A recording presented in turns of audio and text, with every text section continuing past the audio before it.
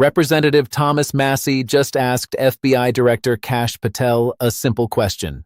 Have you launched any investigations into the at least 20 men named in FD 302 documents by Epstein's victims? Patel said he has asked agents to review the files. He said there have been no new materials brought to him launching a new indictment. Sir, I have asked my FBI agents to review the entirety of the Epstein files and bring forth any credible information. And we're working with Congress not only to divulge that information and produce it to you, but any investigations that arise from any credible investigation will be brought. There have been no new materials brought to me launching a new indictment. Massie asked if the victims are not credible. Patel said it is not his assertion. It is the assertion of 2 U.S. attorneys' offices from 3 administrations. Massie asked if he has reviewed the 302 documents. Patel said he personally does not know, but the FBI has. Massie asked how he can sit there and say there are no names.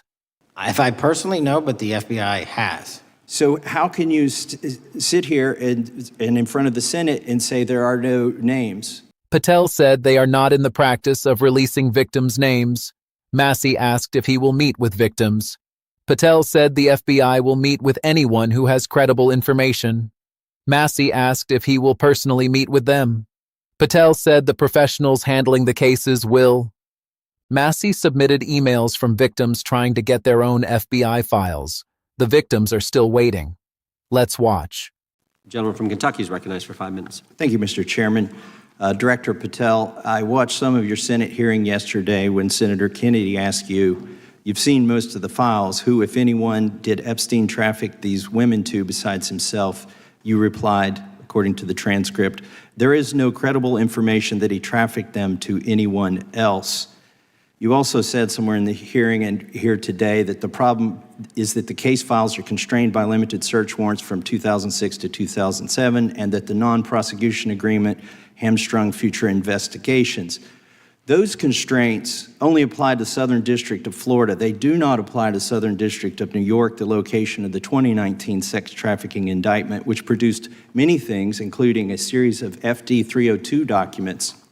According to victims who cooperated with the FBI in that investigation, these documents in FBI possession, your possession, detail at least 20 men, including Mr. Jess Staley, CEO of Barclays Bank, who Jeffrey Epstein trafficked victims to, victims including minors, such as Virginia Roberts Giuffre, may she rest in peace. That list also includes at least 19 other individuals, one Hollywood producer worth a few $100 million, one royal prince, one high-profile individual in the music industry, one very prominent banker, one high-profile government official, one high-profile former politician, one owner of a car company in Italy, one rock star, one magician, at least 6 billionaires, including a billionaire from Canada.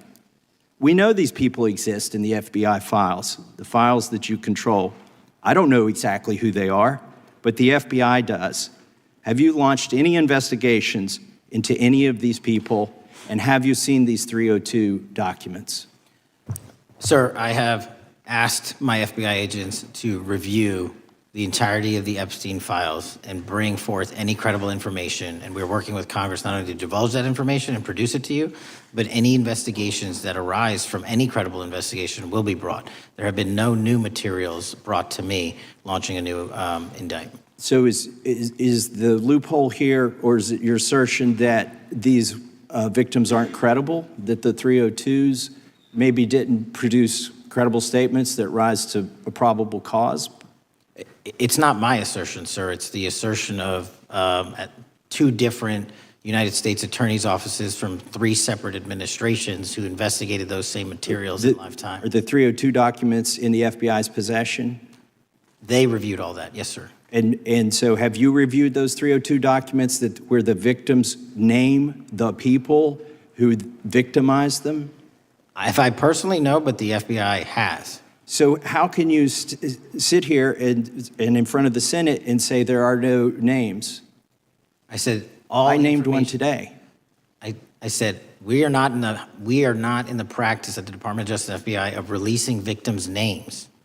That is not what we do. We are also not in the habit of releasing incredible information. That's not what we do. But multiple authorities have looked at the entirety of what we have. Okay, I got to move on here. Were you present when the AG had the White House event when she released the binders to the social media influencers? I was, yes.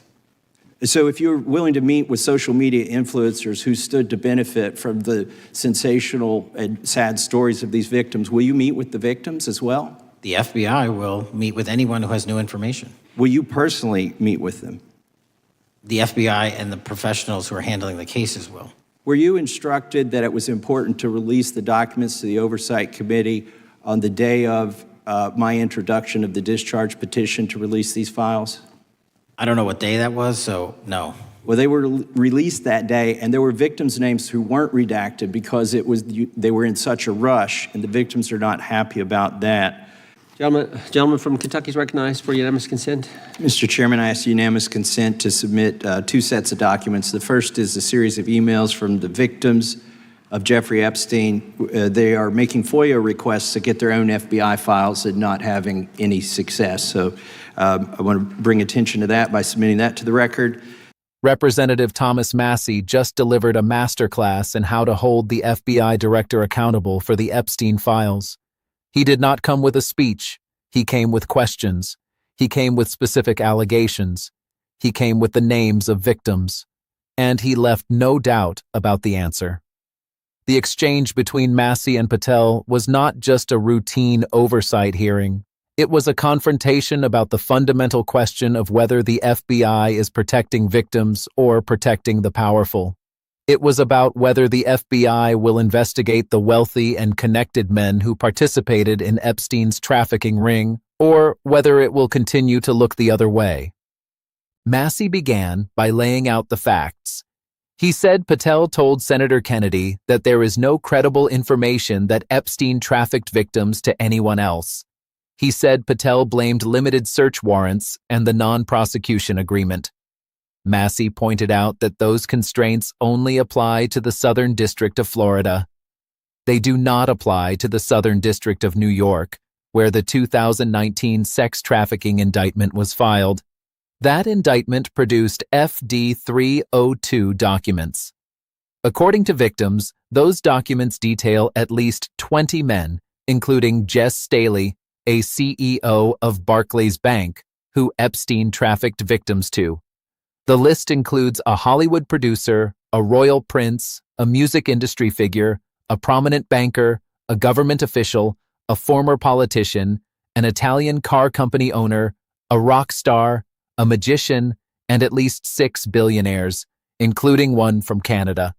Massie said the FBI knows who these people are. He asked if Patel has launched any investigations. Patel said he asked agents to review the files. No new indictments. Massie then asked if the victims are not credible. Patel said it is not his assertion.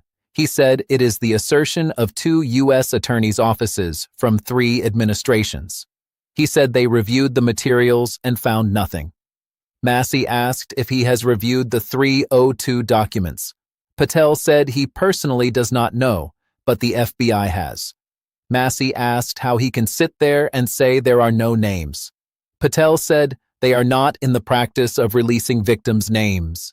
He said they are also not in the habit of releasing incredible information. Massie then asked if he will meet with victims. Patel said the FBI will meet with anyone who has credible information. Massie asked if he will personally meet with them. Patel said the professionals handling the cases will. Massie asked if he was instructed to release documents on the day of his discharge petition. Patel said no. Massie said they were released that day and victims' names were not redacted because of the rush. The victims are not happy. Massie's argument is devastating. He did not need to prove the allegations. He only needed to show that the FBI is not investigating. He showed that the victims have named at least 20 men. He showed that the FBI has the documents. He showed that Patel has not launched any investigations. He showed that Patel has not personally reviewed the documents. He showed that Patel is hiding behind previous administrations. He showed that Patel is not meeting with victims. He showed that Patel is more interested in social media influencers than in victims. He showed that the FBI is not being transparent.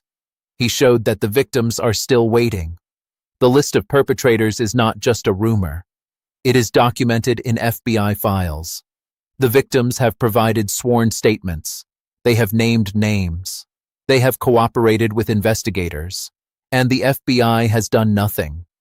Patel's defense was weak on every level. He said he asked agents to review the files. That is not an investigation. That is a request. He said no new indictments. That is not a defense. That is an admission. He said previous administrations found nothing. That is not a defense. That is a deflection. He said he does not personally know the documents. That is not a defense. That is an evasion. He said they are not in the practice of releasing victims' names, but they released them in a rush. He said they are not in the habit of releasing incredible information, but the victims are credible. He said the professionals will meet with victims, but he will not. He said he does not know about the timing of the release, but it happened on the day of Massie's discharge petition. The contradictions are glaring. Patel says the victims are not credible, but he has not reviewed their statements. He says the files are constrained, but the New York investigation is not. He says he is transparent, but he will not meet with victims. He says he is investigating, but there are no new indictments. Massie's submission of the emails is the most important part of the exchange. He submitted evidence that victims are making FOIA requests to get their own FBI files and not having any success. The victims cannot even get their own files. The FBI is not just failing to investigate. It is failing to provide basic transparency. The victims are still waiting. The perpetrators are still free. The FOIA requests are a window into the system's failure. Victims who cooperated with the FBI, who provided testimony, who identified their abusers, cannot even get copies of their own statements. The FBI is treating them as obstacles rather than as people who deserve justice. The larger issue here is not just about the Epstein files. It is about accountability. It is about whether the FBI will investigate the powerful. It is about whether the victims will get justice. Massie argued that they should. He argued that the FBI should investigate. He argued that Patel should meet with victims. He argued that the files should be released. He argued that the victims deserve the truth. He was right. The victims have been waiting for years. They have named names. They have provided evidence. They have cooperated with the FBI. And the FBI has done nothing. Patel is the head of the FBI.